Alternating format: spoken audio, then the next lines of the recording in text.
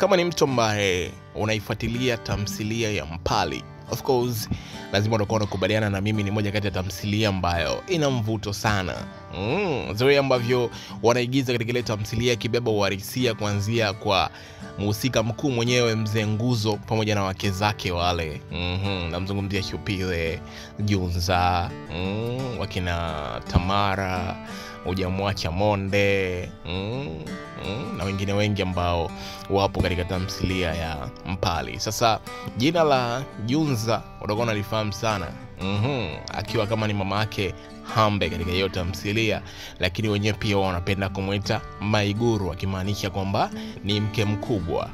Sasa kwa taarifa ambazo zipo ni kwamba mwanamama huyu mke mkubwa Maiguru Junza Nguzu, au jina lake kamili ni Wanga Zuru, amefariki dunia. Yes.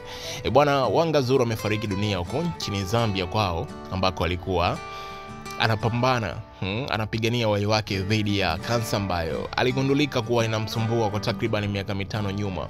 Licha ya kuendelea kuumwa na ugonjwa wa kansa, lakini hakuacha kuendelea kuwapa burudani mashabiki ambao walikuwa wanaifuatilia tamthilia ya Mpali, ambayo ilijengea uvuto mkubwa sana hapa nchini Tanzania baada ya kuona tafsiri kwa Kiswahili, na wengi wakaanza kuifuatilia tamthilia hii. Sasa taarifa ndio hizo kwamba mwanamama Maiguru maarufu kama Junza kwenye Mpali, au Wanga Zuru jina lake sahihi kabisa, au mke mkubwa wa Nguzu au mamake Hambe, amefariki dunia kutokana na ugonjwa wa kansa ambao ulikuwa ukimsumbua. Sasa hizo ndo taarifa tu. Kama shabiki ambaye unapenda kufuatilia tamthilia hii, basi ufahamu kwamba mama Hambe amefariki dunia kutokana na ugonjwa wa kansa.